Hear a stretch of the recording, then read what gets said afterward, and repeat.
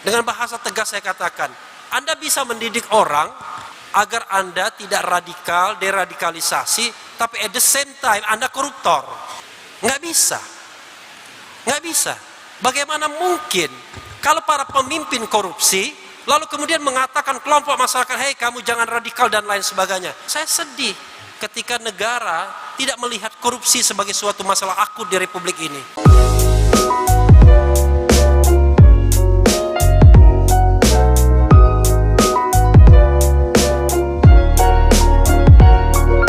Pendekatan kita selalu menyalahkan kelompok society.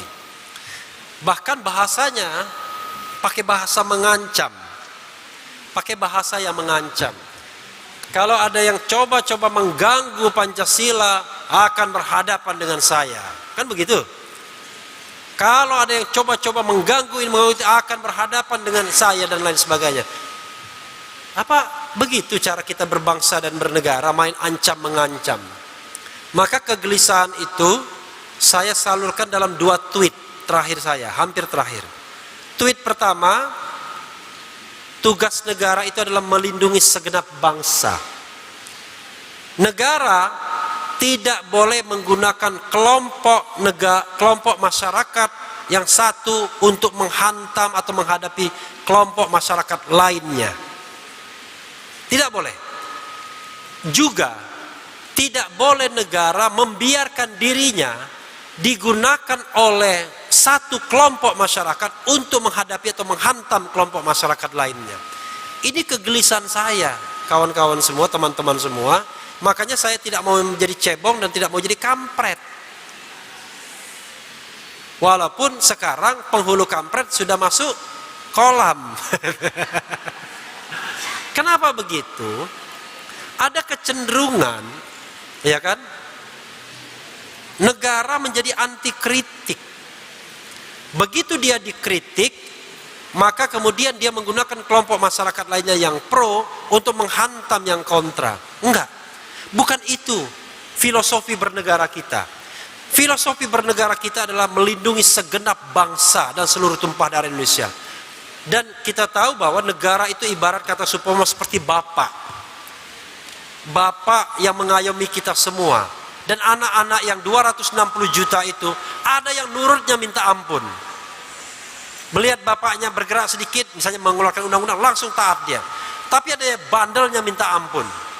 Bahkan sudah kriminal.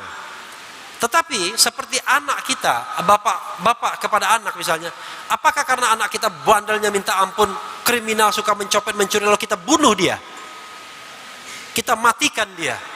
Kan tidak begitu cara berpikirnya. Cara berpikirnya itu kita dengan kasih, ya kan? Saya kira itu ajaran agama, dengan rahmat. Makanya saya katakan, kalau misalnya ada warga negara Indonesia yang terpapar ISIS misalnya, datang ke Suriah ikut ISIS, bukan kemudian negara mengentertain keinginan kelompok masyarakat lainnya agar orang itu diusir dari negara Indonesia. Bukan begitu cara bernegara. Itu cara yang keliru menurut saya. Yang benar adalah ambil dia, selamatkan dia, agar dia tidak terbunuh percuma nyawanya, karena dia adalah warga negara Republik Indonesia yang berhak atas perlindungan negara. Mungkin dia salah, tetapi cara negara memperlakukan tidak boleh, apalagi mencabut kewarganegaraannya yang membuat dia jadi stateless. Tapi kita kadang-kadang sering mendengar, usir dia yang tidak percaya Pancasila, bunuh saja dan lain sebagainya. Bukan begitu cara bernegara. Negara itu harus welas asih, kasih sayang. Yang salah itu dipersuasi, dibenarkan. Tapi ada ketegasan, yaitu kalau memang salah, ya adakan penegakan hukum. Makanya yang namanya law enforcement itu harus ada. Jadi bapak itu walaupun dia sayang sama anaknya, bukan berarti dia tidak bisa menghukum anaknya. Dia hukum anaknya, tapi nggak dimatiin, tidak dibunuh. Jadi kalau dia misalnya bolos, kamu kerjamu bolos terus, sudah, bapak nggak kasih uang jajan, kan begitu. Misalnya sehari bolos terus, sampai kemudian dia kapok. Pertanyaannya adalah, ibu-ibu dan bapak-bapak sekalian, bagaimana kalau dia tidak kapok? Apakah kita bunuh anak kita? begitu. Tadi ibu yang pendidik, barangkali cara atau metode kita keliru. Cara pendekatan kita itu tidak persuasif sehingga orang lain tidak berubah. Dengan bahasa tegas saya katakan, Anda bisa mendidik orang agar Anda tidak radikal, deradikalisasi, tapi at the same time Anda koruptor. Nggak bisa. Nggak bisa.